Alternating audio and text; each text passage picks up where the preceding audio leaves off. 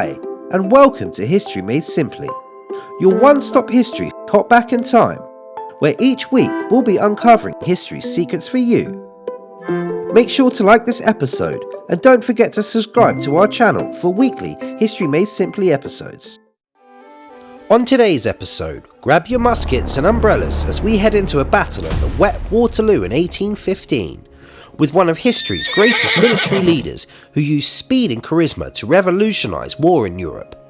The Battle of Waterloo was the final battle of the revolutionary Napoleonic Wars.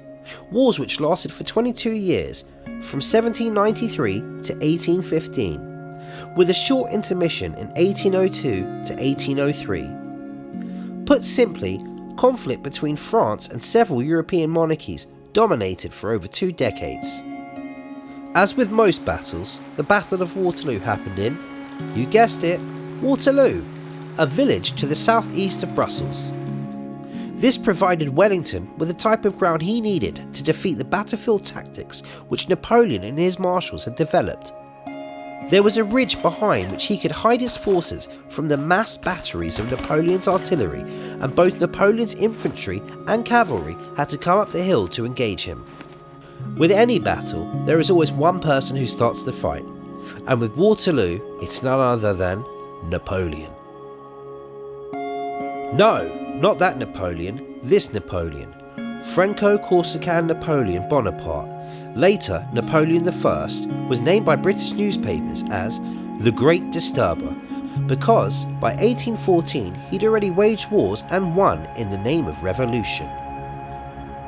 To put simply, reforming government, a higher education system, a central bank, law codes and roads in France, Napoleon is regarded as one of history's greatest leaders through his military genius at reshaping France and indeed the world at that time.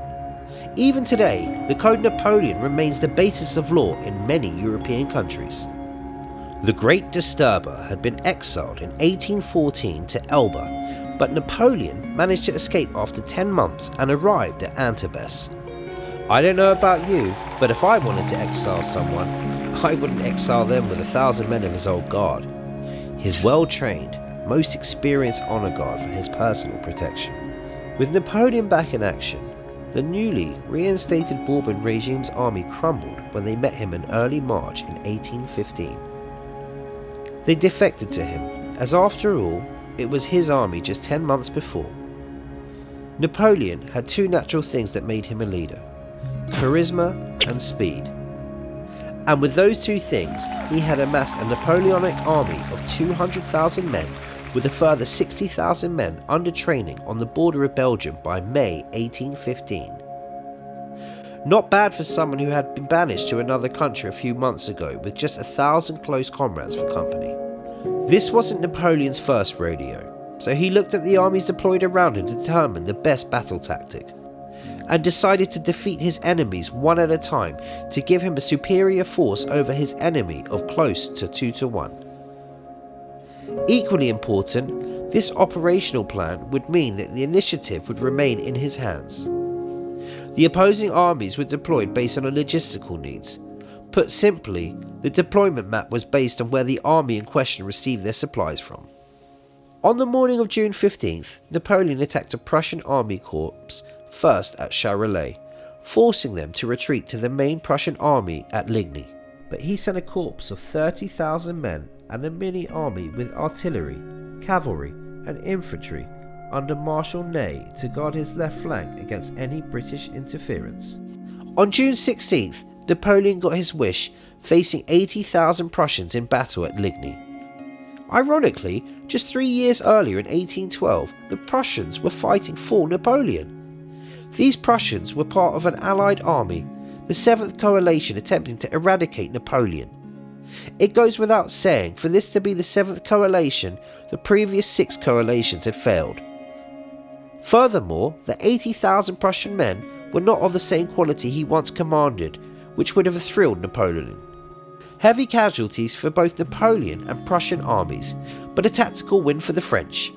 Remarkably, the Prussian commander Prince Blucher fell off of his horse and was trampled by his own cavalry. Who needs enemies when you have an army like this?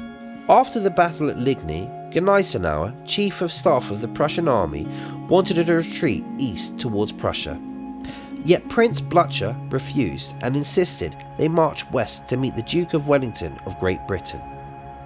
Honour trumped pragmatism, and Napoleon's operational concept of defeat in detail was scuppered at this key decision of the entire campaign made by the Allies.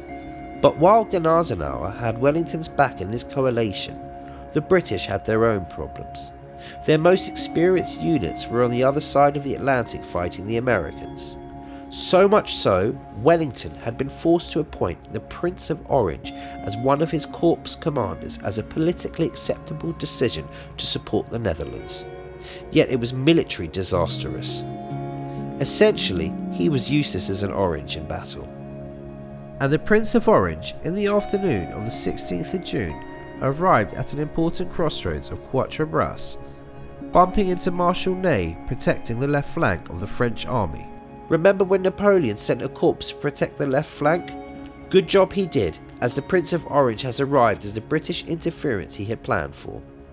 A meeting engagement such as this fed into unplanned battle. The Prince of Orange retreated towards Waterloo. The 17th of June was a day of movement, and the British continued to fall back to that position just southeast of Brussels. But you forgot to bring your umbrella, didn't you? That afternoon, rain began to fall, making both armies wet and miserable. Especially Napoleon, who was sick.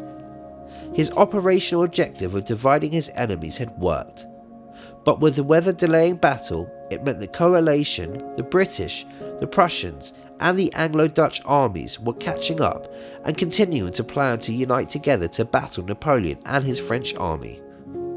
And with the wet weather, it was impossible to fight a battle, as neither artillery nor muskets would function in the rain. Zoot! By the end of the day, Wellington's army and Napoleon's army were concentrating opposite each other at Waterloo, waiting for the wet weather to wash away. Put simply, the opposing sides watched, waited, and eyeballed each other until battle. Then, on June 18th, battle finally commenced at midday. But while the Prussians seemed a poor fighting quality to Napoleon, from 1809 to 1814, Wellington had learnt how to master Napoleonic battle tactics with great success. And with the Prussians keeping their word to Wellington and arriving to join the battle, it stacked the odds against Napoleon. And even though Wellington's forces were not the best, they were trained enough to defend when Napoleon's army attacked, hid behind a hill to avoid artillery, and after firing 3 volleys a minute to the French 2, and finished the job with a bayonet with guts behind it. And so, at the Battle of Waterloo, the French and Napoleon were comprehensively defeated by Wellington and his 7th Coalition, winning the war. Though unlike the song, I doubt Napoleon promised to love him forevermore. And Napoleon, within a fortnight of the Battle of Waterloo, he was in the hands of the Royal Navy, and by the next month, he was on his way to St. Helena, where he couldn't escape this time, even if he wanted to. Napoleon died in 1821. Wellington, 40 years of age at the time of battle, went on to a distinguished political career and died in 1842. Don't forget to like and subscribe to our channel and watch our next episode.